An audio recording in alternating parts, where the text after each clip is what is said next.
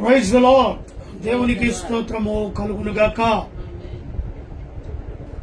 మరి 6వ మాసంలో మొదటి పునరుత్థాన దినం, దేవుని మహాకృపను బట్టి రెండవ మొదటి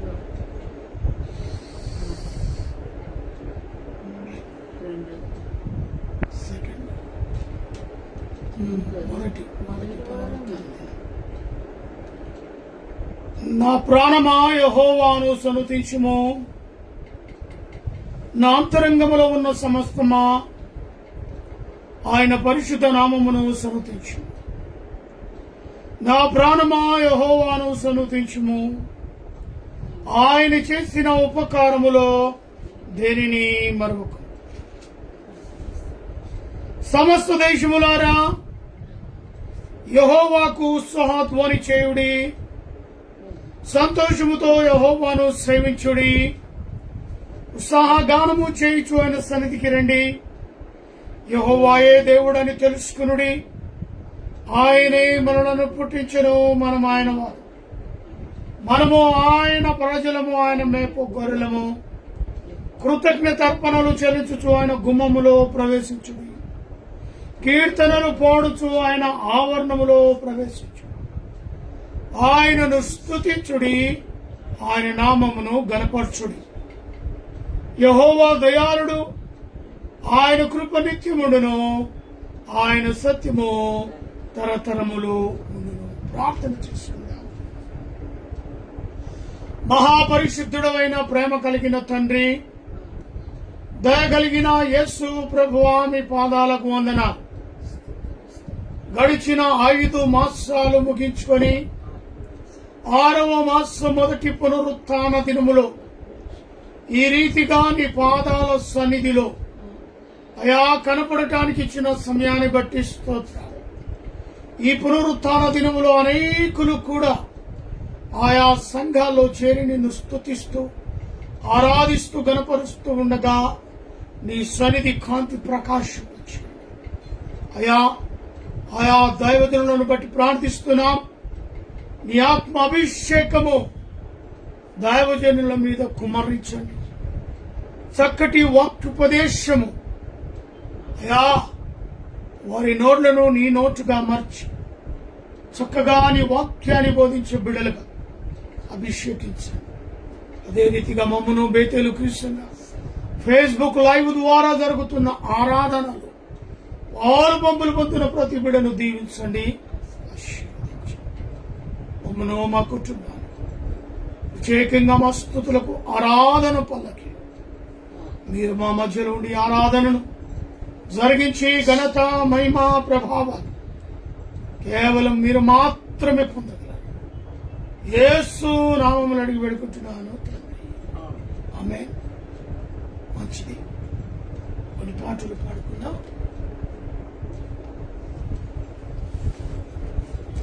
7వ పాటను పాడుకుందాం. మొదటిగా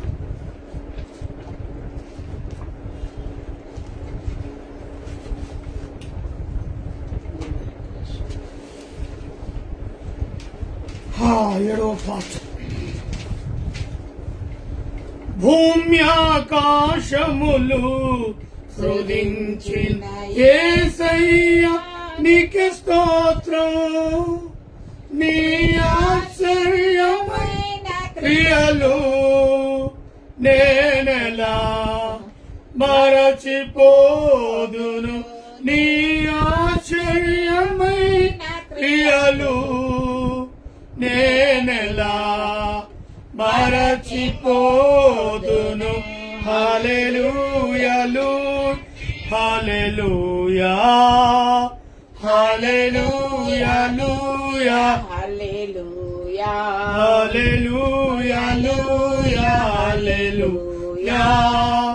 హల్లెలూయా, హల్లెలూయా, హల్లెలూయా. బానిసత్వము నుండి శ్రమల బారి నుండి విడిపించావు నన్ను. దీన దశలోనే నన్ను విడువనైతివి. బానిసత్వము నుండి శ్రమల వారి నుండి విడిపించావు నన్ను దీనదశలో నేనుండగా నన్ను విడువనైతివి భూమ్యాకాశములు సృజించిన యేసయ్యా నీకు స్తోత్రం నీ ఆశ్చర్యమైన క్రియలు నేనెలా మరచిపోదును నీ ఆశ్చర్యమైన క్రియలు నేనెలా మరచిపోదును హల్లెలూయా హల్లెలూయా హల్లెలూయా హల్లెలూయా హల్లెలూయా హల్లెలూయా జీవాహారమై నీదు వాక్యము పోషించెను నన్ను ఆకలితో అల్లాడగా నన్ను తృప్తి పరచితివి జీవాహారమై నీదు వాక్యము పోషించెను నన్ను ఆకలితో అల్లాడగా నన్ను తృప్తి పరచితివి భూమ్యాకాశములు సృజించిన యేసయ్యా నీకే స్తోత్రం నీ ఆశ్చర్యమైన క్రియలు నేనెలా మరచిపోదును నీ ఆశ్చర్యమైన క్రియలు నేనెలా మరచిపోదును హల్లెలూయా హల్లెలూయా హల్లెలూయా హల్లెలూయా హల్లెలూయా భుజంగములను అణచివేసి కాచినవు నన్ను ఆపదలో చిక్కుకొనగా నన్ను లేవనెత్తితివి భుజంగములను అణచివేసి కాచినవు నన్ను ఆపదలో చిక్కుకొనగా నన్ను లేవనెత్తితివి భూమ్యాకాశములు సృజించిన యేసయ్యా నీకే స్తోత్రం నీ ఆశ్చర్యమైన క్రియలు నేనెలా మరచిపోదును నీ ఆశ్చర్యమైన క్రియలు నేనెలా మరచిపోదును హల్లెలూయా హల్లెలూయా హల్లెలూయా హల్లెలూయా హల్లెలూయా నూతన యెరూషలేం నిత్య నివాసమని తెలియజేసితివి నిట్టూర్పులలో నుండగా నన్ను ఉజ్జీవపరచితివి నూతన యెరూషలేం నిత్య నివాసమని తెలియజేసితివి నిట్టూర్పులలో నుండగా నన్ను ఉజ్జీవపరచితివి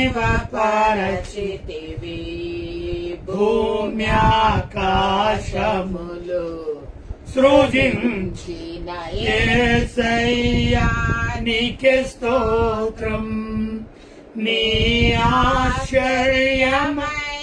క్రియలు నేనెలా మరచిపోదును నీ ఆశ్చర్యమైన క్రియలు నేనెలా మరచిపోదును హల్లెలూయా హల్లెలూయా హల్లెలూయా హల్లెలూయా హల్లెలూయా. హల్లెలూయా. 38.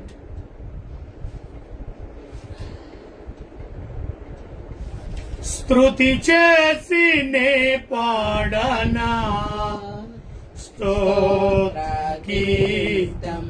భజించి నే పొగడనా స్వామి స్తుతి చేసి నే పాడనా స్తోత్రగీతం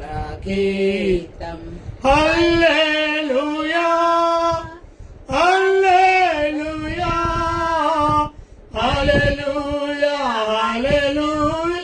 హల్లెలూయా హల్లెలూయా హల్లెలూయా హల్లెలూయా స్తుతి చేసి నే పాడనా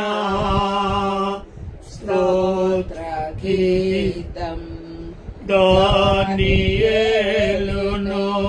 సింహపు బోనులో కాపాడినది నీవే కదా దానియేలును సింహపు బోనులో కాపాడినది నీవే కదా జల ప్రళయములో నోను కాసిన బలవంతుడవు నీవే కదా నీవే కదా నీవే కదా నీవే కదా హల్లెలూయా హల్లెలూయా హల్లెలూయా హల్లెలూయా హల్లెలూయా హల్లెలూయా హల్లెలూయా హల్లెలూయా స్తుతి చేసి నే పాడనా స్తోత్రగీతం సమరయ స్త్రీని కరుణతో బ్రోచిన సుచరిత్రుడవు నీవే కదా సమరయ స్త్రీని కరుణతో బ్రోచిన సుచరిత్రుడవు నీవే కదా పాపుల కొరకై ప్రాణమునిచ్చిన పాపుల కొరకై ప్రాణమునిచ్చిన కరుణామయుడవు నీవే కదా నీవే కదా నీవే కదా నీవే కదా హల్లెలూయా హల్లెలూయా హల్లెలూయా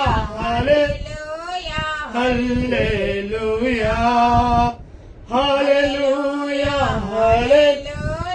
హల్లెలూయా స్తుతి చేసి నే పాడనా స్తోత్రగీతం భజించి నే పొగడనా స్వామి స్తుతి చేసి నే పాడనా స్తోత్రగీతం హల్లెలూయా. 159.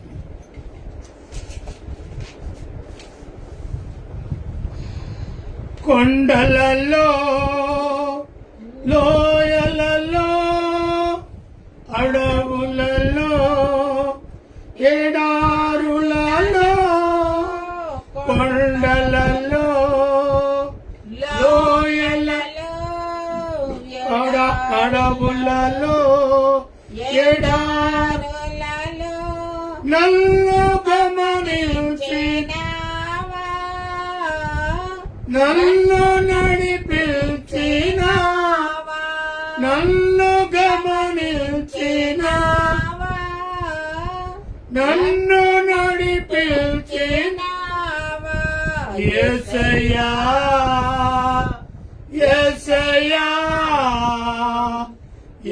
యేసయ్యా యేసయ్యా నిన్నే నిన్నే నే కొలతునయ్యా నీవే నీవే నా రాజువయ్యా దేవా నిన్నే నిన్నే నే కొలతునయ్యా నీవే నీవే నా రాజువయ్యా యేసయ్యా యేసయ్యా యేసయ్యా ఆత్మీయులే నన్ను అవమానించగా అన్యులే నన్ను అపహసించగా ఆత్మీయులే నన్ను అవమానించగా అన్యులే నన్ను అపహసించగా అండ నీవైతివయ్యా నా కొండ నీవే అండ నీవైతివయ్యా నా కొండ నీవే యేసయ్యా యేసయ్యా యేసయ్యా యేసయ్యా నిన్నే నిన్నే కొలతునయ్యా నీవే నీవే నా రాజువయ్యా దేవా నిన్నే నిన్నే నే కొలతునయ్యా నీవే నీవే నా రాజువయ్యా యేసయ్యా యేసయ్యా యేసయ్యా మరణ ఛాయలో దొరకిన నీ ప్రేమ మరచిన బ్రతుకును దొరకిన నీ కృప మరణ ఛాయలో దొరకిన నీ ప్రేమ మరచిన బ్రతుకును దొరకిన నీ కృప నన్ను బలపరచు నిన్నే గణపరతున నన్ను బలపరచుమయ్యా నిన్నే గణపరచునయ్యా యేసయ్యా యేసయ్యా యేసయ్యా యేసయ్యా నిన్నే నిన్నే కొలతునయ్యా నీవే నీవే నా రాజువయ్యా దేవా నిన్నే నిన్నే నే కొలతునయ్యా నీవే నీవే నా రాజువయ్యా యేసయ్యా యేసయ్యా యేసయ్యా వంచన వంతెన ఒరిగిన భారాన పొసగక విసిరే కెరటాన వంచన వంతెన ఒరిగిన భారాన పొసగక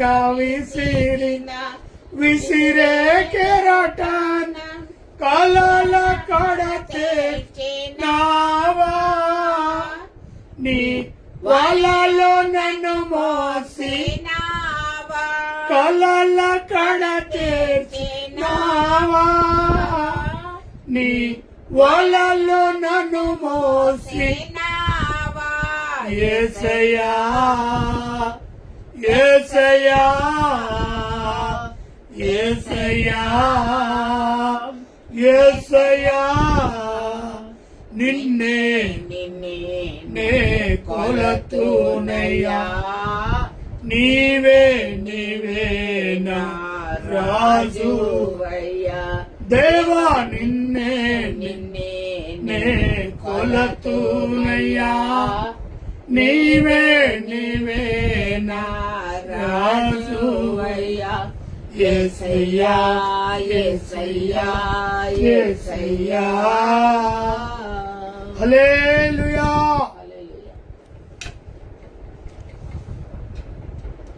దేవునికి స్తోత్రము కలుగునుగాక. ఆమేన్.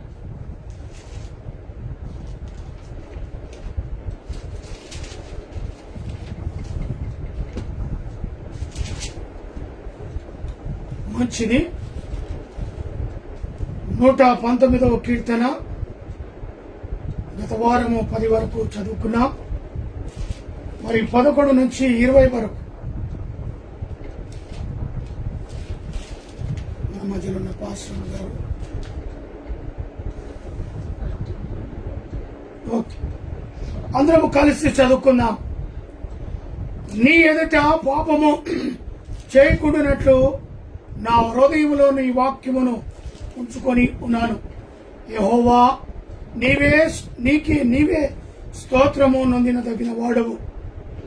నీ కంటలను నాకు బోధింపుము. నీ నోట నీవు సెలవిచ్చిన న్యాయ విధులన్నిటినీ నా పెదవులతో విచారించుదుము. సర్వ మండలము సంపదములు దొరికినట్లు నీ శాసనముల మార్గములన్నీ నేను సంతోషించుచున్నాను. చున్నాను. నీ ఆజ్ఞలను నేను ధ్యానించెదను. నీ త్రోవలను మంచిది. నీ కట్టడలను బట్టి నేను హర్షించెదను. నీ వాక్యము నేను యుందును. నీ సేవకుడైన నేను బ్రతుకున్నట్టు నా ఎడల నీ దయా చూపుము. నీ వాక్యమును బట్టి నేను నడుచుకునుదును. నేను నీ ధర్మశాస్త్రమును ఆశ్చర్యమైన సంగతులను చూచున్నట్లు నా కనులు తెరవుము. నేను భూమి మీద పరదేశులనై ఉన్నాను. నీ ఆజ్ఞలను నాకు మరుగు చేయకుము. నీ న్యాయ విధుల మీద నాకు ఎడతెగని ఆశ కలిగించి ఉన్నది. దాని చేత నా ప్రాణము క్షీణించి ఉన్నది. చదవబడిన వాక్యము మన యొక్క హృదయములో దేవుడు దీవించి ఆశీర్వదించును గాక. ప్రేమ నమ్మకము గల ప్రియ పరలోకపు తండ్రి, ఇంతవరకు పాటల ద్వారా నిన్ను స్తుతించి ఆరాధించు. వాక్యాన్ని చదువుకుని ముఖ్యమైన అంశంలోనికి, నీ వాక్య ధ్యానములోనికి నేను వెళ్ళడానికి మా హృదయ నేత్రములను తెరవండి. మాట్లాడేది నేను కాదు, నాలో నీ ఆత్మ నుంచి మాకు కావలసి వాక్యాన్ని అందింపచ్చి నా నోటి నుండి బూరగా వాడుకున్నాను. యేసు నామములో అడిగి పెట్టుకుంటున్నాను తండ్రి. ఆమేన్. మంచిది. మరి నేటి దిన వాక్యముగా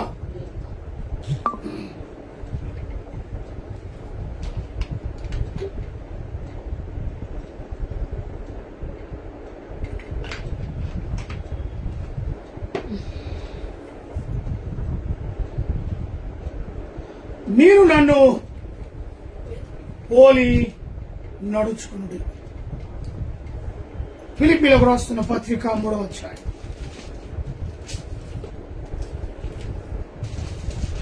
అపోస్తలుడైన పౌలు ఫిలిప్పీలకు రాస్తున్న పత్రిక 3వ అధ్యాయం 17వ వచనం నుంచి కొన్ని మాటలు చదువుకుందాం.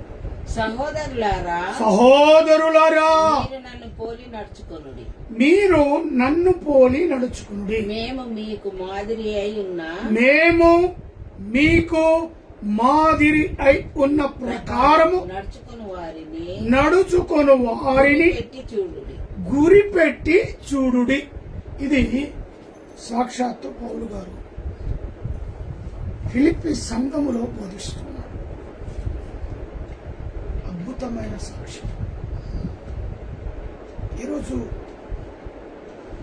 క్రీస్తు కొరకు ఎలా నడవాలి, పౌలు గారు వారి మాటలు మనం వింటున్నాం.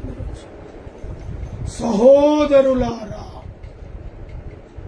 సంఘములో సహవాసములో సహోదరులారా, సహోదరీమణులారా, మీరు నన్ను పోలి నడుచుకునుడి. ఎందుకు ఈ మాట అన్నాడు? తన పూర్వస్థితి దేవుడు జ్ఞాపకం చేసుకుని సౌలుగా ఉన్న వ్యక్తిని పౌలుగా మార్చాడు. ఇది పాత స్థితి, ఇది కొత్త స్థితి. పాత స్థితిలోనికి రా అని అనట్లేదు. ఆయన ఏమై ఉన్నాడో, ఎవరిని బట్టి నిలబడ్డాడో, ఎవరిని బట్టి ఆయన ఆ రోజుల్లో ప్రకటించాడో, ఆ ప్రకటనకు మాదిరి అయిన జీవితాన్ని జీవిస్తూ ఆ జీవితంలో నిలబడిన వ్యక్తిగా పౌలు గారు ఒక మాదిరికరమైన జీవితం. పాత స్థితి పోయిందండి, నూతన నవీనమైన స్థితిలో అడుగు పెట్టాడు. అందుకే ఆయన అంటాడు, మీరు నన్ను పోలి నడుచుకోండి. మేము మీకు మాదిరి అయిన ప్రకారము మేము మీకు మాదిరిగా. ఈరోజు ఒక వ్యక్తి మనకు బోధిస్తున్న సంఘ కాపరి అయినా, మాస్టర్ అయినా, దైవజనులైనా ఎవరైనా సరే సంఘానికి మాదిరికరమైన జీవితాన్ని జీవించాలి. ఎందుకు? సంఘము కాపరిని అనుసరిస్తుంది. కాపరి ఏ దారిలో వెళితే సంఘము ఆ దారిలో వెళ్ళటానికి ప్రయాసపడుతుంది. అందుకే మీరు నన్ను పోలి కాపరి చెప్తున్నాడు. దేవుని యొక్క స్వార్థను ప్రకటించే అభిషేకించబడిన మాస్టర్గా, దైవజనుడిగా ఏది నేను అనుభవించి తినో ఆ అనుభవ మార్గంలో మీరు కూడా నడవండి. యేసును బట్టి నేను మారు మనసు పొందాను, పాప క్షమాపణ దేవుని సన్నిధిలో నేను ఒప్పుకున్నాను. భయంకరమైన పరిస్థితి, నా పూర్వ స్థితిగతి, క్రైస్తవులు అని చెప్పబడిన వారిని హత్య చేశా, కొట్టా, భయంకరమైన పరిస్థితిలో నేను తీసుకుని వెళ్ళా. కానీ ఇప్పుడు ఆ పరిస్థితి ప్రభావము కాదు. నన్ను పోలి మీరు ధైర్యంగా నడవండి. మేము మీకు మాదిరి అయిన ప్రకారము నడుచు వారిని గురిపెట్టి చూడుడి. ఎస్, మా తప్పులను, మా ఒప్పులను మీరు పరీక్షించి పరిశోధించి కనుక్కోండి. మీరు వంకర మార్గంలో వెళుతున్నారా, దేవుని మార్గంలో వెళుతున్నారా? మీరు నీతిగా నిజాయితీగా బ్రతుకుతున్నారా? మోసము చేసిన జీవితాన్ని మీరు నడుస్తున్నారు. ఏం చేయమంటున్నాడు? మాదిరికరమైన ప్రకారం నడుచుకున్న వారిని గురించి చూడండి. మాదిరైన జీవితం ఉన్నదా? అనేకులకు మార్గదర్శనం సూచించే బిడ్డలుగా వీరు ఉన్నారా? వీరి అడుగుజాడలు ఎలా ఉన్నాయి అని పౌలు గారు చూడండి అంటున్నాడు. ఇంకేమంటాడు? అనేకులు క్రీస్తు శిలువను శత్రువులుగా నడుచుకొనుచున్నారు. వీరిని గురించి మీతో అనేక పర్యాయములు చెప్పి ఇప్పుడు నువ్వు ఏడ్చుచున్నాను. ఏమంటా? అయ్యా, అనేకులు క్రీస్తు శిలువకు శత్రువులుగా నడుస్తున్నారు. నీ కొరకు నాకు కలవరి శిలువలో మరణించి పాతిపెట్టబడి తిరిగి లేచిన యేసు గురించి ఏం చేస్తారట? శత్రువులు. అది చూసి మనోదుఃఖంలో పడిపోయాడు. ఏడుస్తూ చెప్పుచున్నాడు. వ్యాధులతో, బాధతో, కన్నీటి పర్యంతమై క్రీస్తు శిలువను గురించి అనేకులు ఏమవుతున్నారట? శత్రువులుగా మారిపోతున్నారు. అంటే దేవుని వాక్యానుసారమైన జీవితాలు జీవించకుండా వారికి నచ్చినట్టుగా, వారికి ఇష్టమైనట్టుగా, క్రీస్తుకు భిన్నముగా జీవిస్తున్నారు. 4వ వచనం, 9వ వచనం. మరియు మీరు నా వలన ఏవి నేర్చుకొని అంగీకరించితిరో, నా యందున్నట్లుగా ఏవి వీటిలో ఏవి చూచితిరో అట్టి వాటిని చేయుడి. అప్పుడు సమస్త కర్తయగు దేవుడు మీకు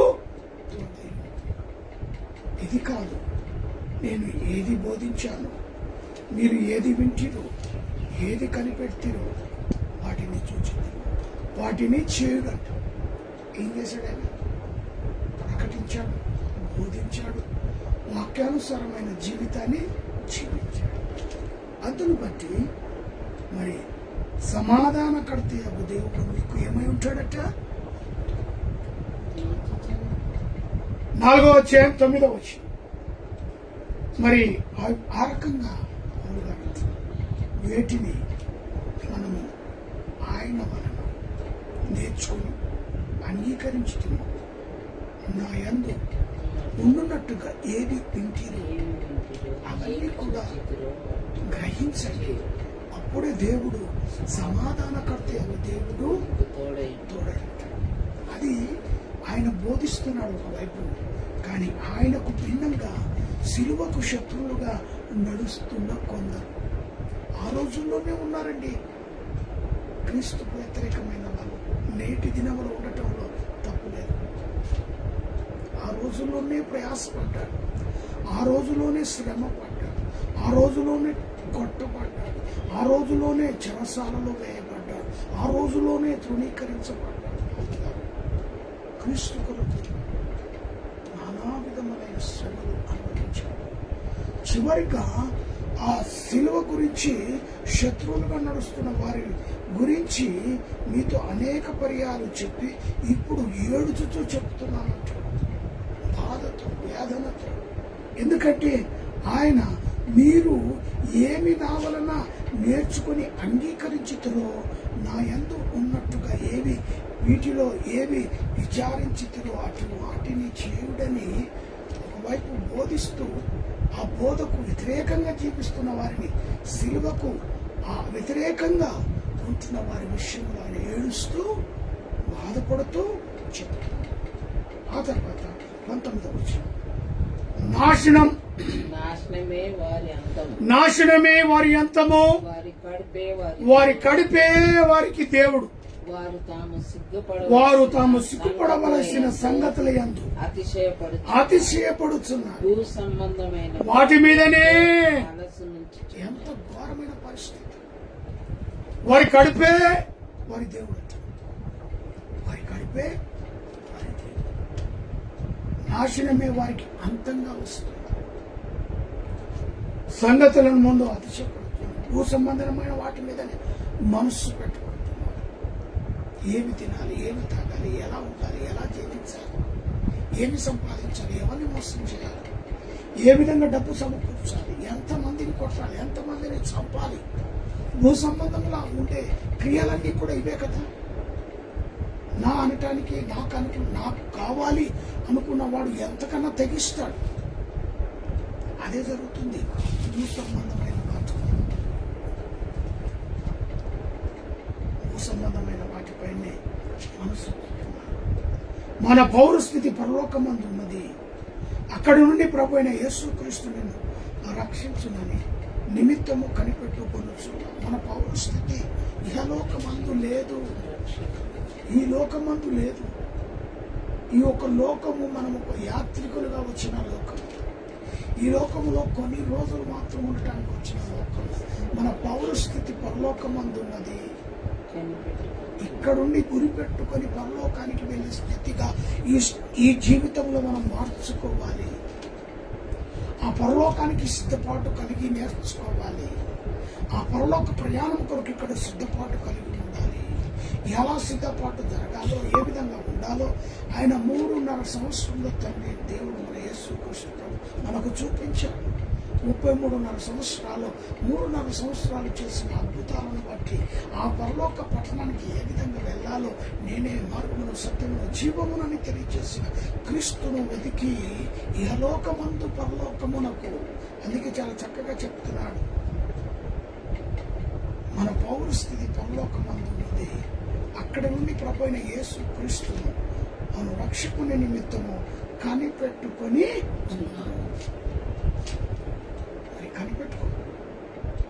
ఏదో తినాలి, తాగాలి, భూ సంబంధమైన వాటిపైన మనసు, రకరకాలైన జీవితం, భయంకరమైన పరిస్థితి. అలాగా మన పౌరస్థితి ఇది కాదు. ఇక్కడ కొంతకాలం జీవించడానికి వచ్చినాము. ఉన్నతమైన తన రాజ్యంలో నిత్య నివాసములు మనం ఉండాలి. అక్కడ పని చేసేది ఉండదు, సంపాదించేది ఉండదు, పెళ్లి చేసుకునేది ఉండదు, అయా కష్టపడేది ఉండదు, పిల్లలకి అనేది ఉండదు, ఏమీ ఉండదు. అవన్నీ కూడా ఇక్కడనే, అవన్నీ ఇక్కడనే.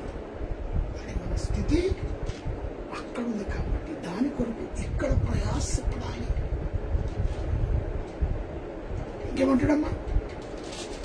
మన పౌరస్థితి పరలోకమందు ఉన్నది. అక్కడి నుండి ప్రభువైన యేసుక్రీస్తు అను రక్షకుని నిమిత్తము కనిపెట్టుకుని ఉన్నాము. సమస్తమును తనకు లోపరుచుకున్న చాలని శక్తిని బట్టి ఆయన మన దీన శరీరమును తన మహిమ గల శరీరమునకును స్వరూపము గల దానిగా మార్చు. మన దీన స్థితి తన పౌరస్థితి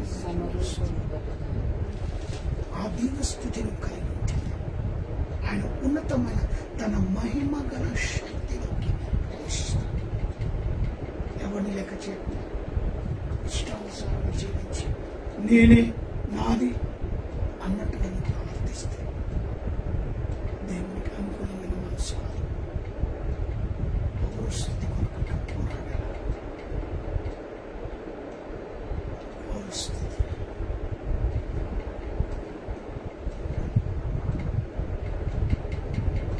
మొదటి కొరింథీయులకు రాస్తున్న పత్రిక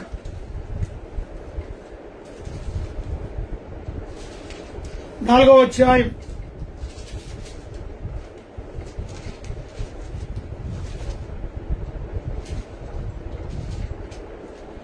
15వ వచనం. క్రీస్తునందు మీకు ఉపదేశములు 10,000 మంది ఉన్నను తండ్రులు అనేకులు లేరు. క్రీస్తు యేసునందు సువార్త ద్వారా నేను మిమ్మల్ని కంటిని గనుక మీరు నన్ను పోలి నడుచుకుని వారై ఉండవలనని మిమ్మల్ని బ్రతిమలాడుకొనుచున్నాను. క్రీస్తు కొరకు నేను క్రీస్తు యందు మీకు ఉపదేశములను 10,000 నుండి తండ్రులు అనేకులు లేరు. క్రీస్తు యేసు నందు సువార్త ద్వారా నేను మిమ్ములను కని ఉన్నాను. చూసారా? క్రీస్తు యేసు యొక్క సువార్తలో, ప్రకటనలో, ఆయన సువార్త యందు భారభరితమైన జీవితం కలిగి అనేకమైన ఆత్మలకు నేను తండ్రిగా ఉన్నాను కంటిని అని కనుక మీరు నన్ను పోలి నడుచుకున్న వారై ఉండవలనని మిమ్మను నేను బ్రతిమలాడుకుంటున్నాను.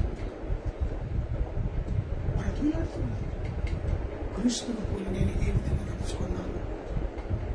నా వలన వినడం మీరు కూడా క్రీస్తుకు మాదిరిగా ఈ లోకంలో బ్రతకండి అని. అంతేకాకుండా మొదటి పేతురు రాస్తున్న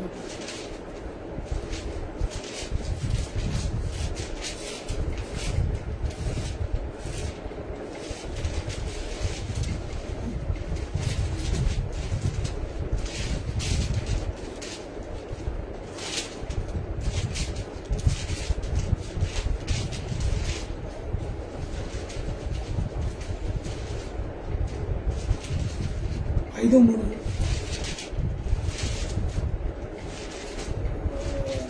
మీరు మీకు అప్పగింపబడిన వారి పైన ప్రభులైనట్టుండగా ముందుకు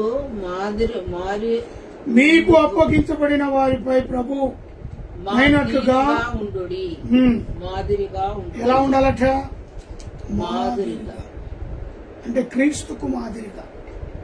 మందకు మాదిరిగా ఉండాలండి. మరొకసారి 3వ వచనం. మీకు అప్పగింపబడిన వారి పైన పైన ప్రభువు లైనట్టుండగా మందకు మాదిరిగా ఉండుడి. ఉండుడి. అంటే సంఘానికి ఏ విధమైన సంఘం ఉన్నదో ఆ సంఘానికి మనం ఏమై ఉండాలంట? మాదిరిగా ఉండాలి. క్రీస్తుకు మాదిరిగా, సంఘానికి మాదిరిగా మనం ఉండాలని పరిశీలిస్తున్నాం. అదే రీతిగా రోమీయులకు రాస్తున్న పత్రిక 16వ అధ్యాయం. రోమీయులకు రాస్తున్న పత్రిక 16వ అధ్యాయము 18వ వచనం. చివరి అధ్యాయము 18వ వచనం. పాపము నుండి విమోచింపబడి నీతికి దాసులైతిరి. ఏం చదువుతున్నాం? 6:18. 16 చివరి అధ్యాయము 18వ వచనము. అట్టివారు మన ప్రభు అయిన యేసుక్రీస్తునకు కాక తమ కడుపుకే దాసులు. వారు ఇంపైన మాటల వలనను ఇచ్చకముల వలనను నిష్కపటల మనసులు మోసపుచ్చుదురు. వీళ్ళు క్రీస్తుకు వ్యతిరేకంగా ఏం చేస్తారంటే, అటివారు మన ప్రభు అయిన క్రీస్తునకు కాక తమ కడుపుకే దాసులు. చాలా చక్కటి మాటల్లో, ఆకర్షితమైన మాటల్లో, ఇంపైన మాటల్లోనికి దిగజారిస్తారు. నమ్మి మోసం చేస్తారు. వారి మాట మాయల్లో మనల్ని పడివేస్తారు. ఇలాంటి వారితో జాగ్రత్త అని పౌలు గారు చెప్తున్నారు. క్రీస్తుకు మాదిరిగా, సంఘానికి మాదిరిగా మన పౌరస్థితి పరలోకమందున్నదని గుర్తించి చాలా జాగ్రత్తగా, ఎందుకంటే ఉన్నారు వారు ఎలాంటి వారు? తమ కడుపుకే దాసులు. వారు ఇకపైన మాటలు, ఇచ్చకపు మాటలు, వారు కొండెపు మాటలు, ఇలాంటి మాటలు మాట్లాడుతూ మనుషులను మోసపరిచే రీతిగా మాటలు, అట్లనా ఇట్లనా దగ్గర తీసి అటువంటి వారిని మోసపరుస్తారు. వారంతా క్రీస్తుకు వ్యతిరేకంగా, అటు వారు మన ప్రభు అయిన యేసుక్రీస్తులకు కాక తమ కడుపు నింపుకోవటానికి 100 అబద్ధాలు ఆడతారట. అలాంటి గుంపులో మీరు ఉండక జాగ్రత్తగా కలిగి ఉండండి. ఎందుకంటే క్రీస్తు కలిగిన మనసుగా మీరు కలిగి ఉంటేనే పరలోకానికి వారసులు అవుతారు. మన పౌరస్థితి ఎక్కడుంది? పరలోకం ఉంది. కాబట్టి స్థితులను మార్చే దేవుడు, మన స్థితిగతులను చూసే దేవుడు. అది జ్ఞాపకం ఉంచుకొని ముందుకెళ్ళండి. ఉన్నారు మోసపరిచేవారు ఉన్నారు, మాటలతో మాయ మాటలు చెప్పి వారి కడుపు నింపుకునే వారు ఉన్నారు. అటువంటి వారితో జాగ్రత్త కలిగి ఉండండి. గలతీయులకు రాస్తున్న పత్రిక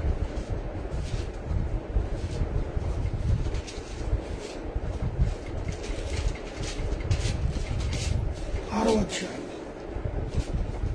13వ వచనం. అయితే వారు సున్నతి పొందిన వారైనను ధర్మశాస్త్రమును ఆచరింపరు. తాము మీ శరీర విషయమునందు అతిశయించు నిమిత్తము మీరు సున్నతి పొందవలనని కోరుతూ ఉంటారు. వీళ్ళు కేవలం సున్నతి కొరకు మాట్లాడుతుంటారు. వారిలో ఏమాత్రం ధర్మశాస్త్రపు అనుసరించరు. ఉన్నతి పొందితే చాలు అనే దాంట్లో ఉండిపోతారు. ధర్మశాస్త్ర పద్ధతుల విషయాలు కూడా వారు పట్టించుకోరు. ఇలాంటి వారు ఉన్నారు కాబట్టి వారు చక్కగా బోధిస్తూ ఉన్నారు. జాగ్రత్త కలిగి ఉండండి. ఏదో మాయ మాటల ద్వారా మీ మధ్యలోనికి వస్తూ ఉంటారు. మీ స్థితిగతులను మార్చడానికి ఏవో మాటలు మాట్లాడతారు. వాటి యందు లక్ష్యం నుంచి వాటి యందు గమనించండి. అందుకే సిలువకు మాదిరైన సిలువకు వాళ్ళు ఏం చేస్తున్నారు? ఇష్టానుసారమైన జీవితాలు. ఇవన్నీ కూడా ఆ రోజులు ఉన్నాయి కాబట్టి పౌలు గారు చూసి మనోవేదనతో, దుఃఖంతో, కన్నీటితో ఏడుస్తూ మనం బోధిస్తున్నారు. ఏ లోకంలో ఉంటుందో మీరు జాగ్రత్త కలిగి ఉంచండి. మత్తయి సువార్త 16వ అధ్యాయం